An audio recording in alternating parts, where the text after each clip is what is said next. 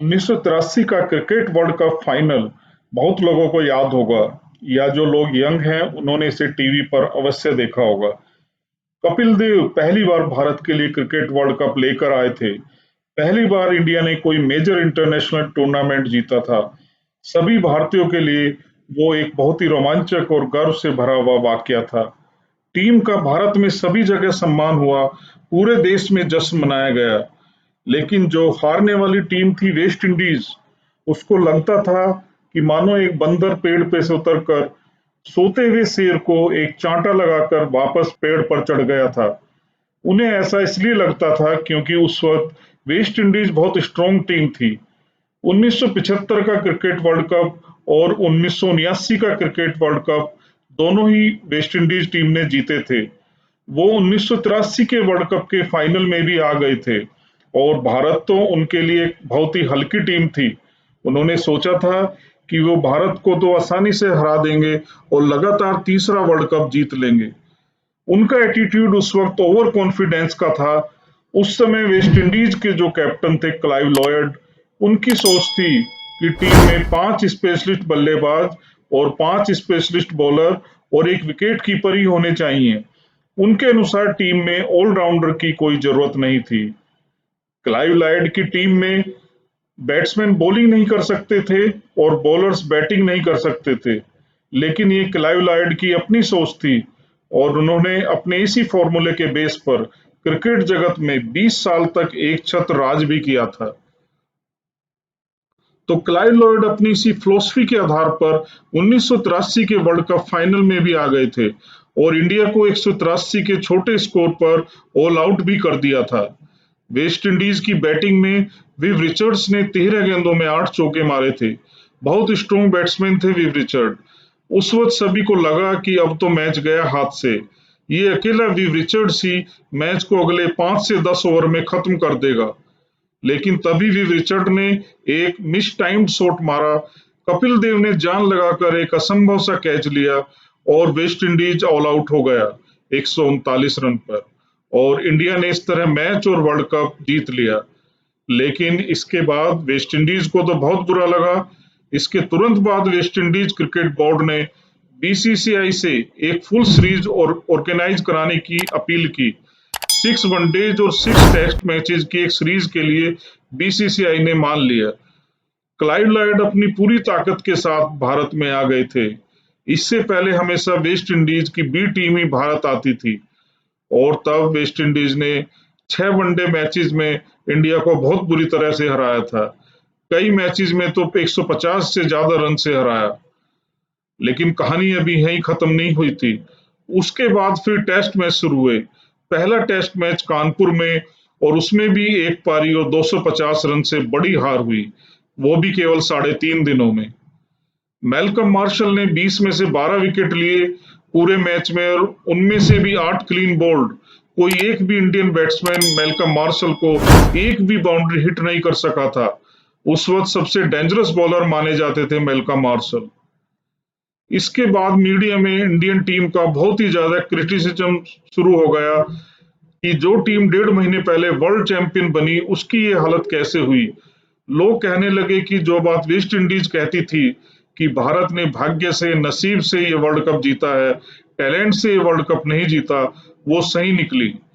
इसके बाद अगले टेस्ट मैच से पहले टीम इंडिया के सभी प्लेयर्स की काउंसलिंग शुरू हुई, उन सभी का एटीट्यूड बदलने के लिए, विशेषकर ओपनिंग बैट्समैन सुनील गावस्कर की।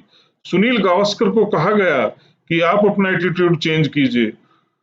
उन्हें कहा गया कि ठीक है, मेलकम मार्शल एक ग्रेट बॉलर है, लेकिन आप भी एक ग्रेट बैट्समैन हैं।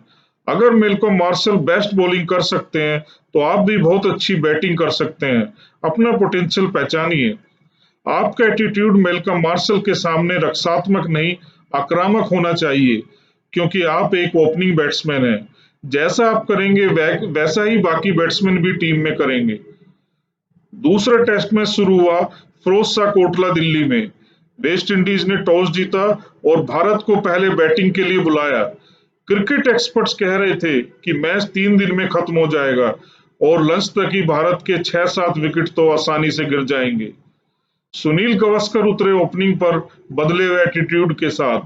गावस्कर का एटीट्यूड डिफेंस से अटैक वाला हो चुका था। गावस्कर ने मेलकम मार्शल को अटैक किया डे 1 से, पहली बॉल से। उन्होंने मेलकम मार्शल के पहली ओवर में 4 चौके मारे और मेलकम मार्शल पिच के बीच में खड़े गावस्कर को देखते रहे। कैन यू बिलीव, लंच तक गावस्कर ने 107 रन बना दिए थे, सेंचुरी लगा दी थी उन्होंने लंच तक ही। जैसे ही गावस्कर ने अपना एटीट्यूड चेंज किया, उनकी बैटिंग चेंज हो गई, परफॉर्मेंस चेंज हो गई, ओवरऑल रिजल्ट चेंज हो गया। और वर्षों बाद मेलकम मार्शल अपनी ऑटोबायोग्राफी में लिखते हैं कि उस दिन जब फिरोजशाह कोटला में गावस्कर ने मेरे पहले ओवर में 4 चौके मारे थे, मैंने गावस्कर के बैटिंग एटीट्यूड में साफ साफ चेंज महसूस किया। उनका एटीट्यूड डिफेंस से अटैक वाला हो चुका था मेरे प्रति।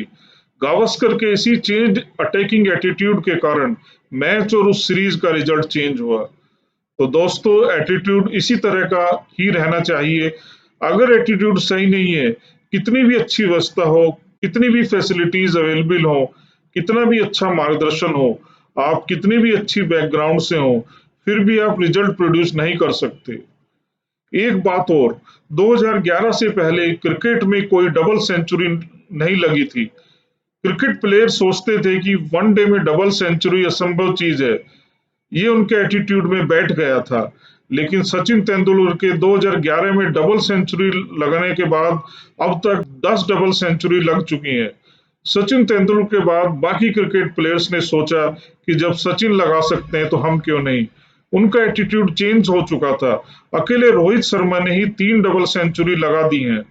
Change in attitude change the overall results in any work what ever you do. किसी भी काम की सफलता के पीछे हमारी सोच, उस काम के प्रति हमारे रवैये पर ही निर्भर करती है दोस्तों, या यूं कहें कि हमारे एटीट्यूड पर ही निर्भर करती है। हम उस काम को किस नजरिए से देखते हैं, यही बात हमारी सफलता असफलता का कारण होती है। ठीक उसी तरह अपने अच्छे करियर के लिए जरूरी है कि हम उसकी शुरुआत के समय उसके प्रति अपने रुख को निर्धारित करें। सिर्फ अपना करियर प्लान कर लेना ही सब कुछ नहीं है। करियर प्लान के साथ अगर हम उसके प्रति अपने सकारात्मक रवैये यानी पॉजिटिव एटीट्यूड को नहीं अपनाते हैं, तब यह गलती हमारे करियर प्लान को हल्का बना देगी और हम अपने लक्ष्य तक नहीं पहुंच पाएंगे। किसी भी करियर में सफलता अर्जित करने के लिए जरूरी है कि हम उसके प्रति सकारात्मक रुख या पॉजिटिव एटीट्यूड के महत्व को समझें। अपने काम के लिए आप एटीट्यूड के रूप में अपने आदर्शों को निर्धारित कर सकते हैं, जो लक्ष्य पाने के लिए हमेशा आपका मार्गदर्शन करते रहें।